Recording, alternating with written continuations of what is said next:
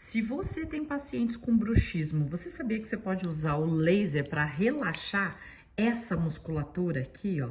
Você pode usar tanto a laser puntura quanto a laser terapia. Pontos eu vou usar nos pontos de acupuntura e terapia eu posso usar ela exatamente fazendo todo um movimento seguindo o ramo, por exemplo, como esse aqui do masseter, o ramo muscular, para relaxar essa musculatura aqui e aliviar a dor do paciente ou o incômodo dele. Você quer saber mais sobre laser puntura e sobre laser terapia? E se inscreve na Masterclass que nós vamos fazer.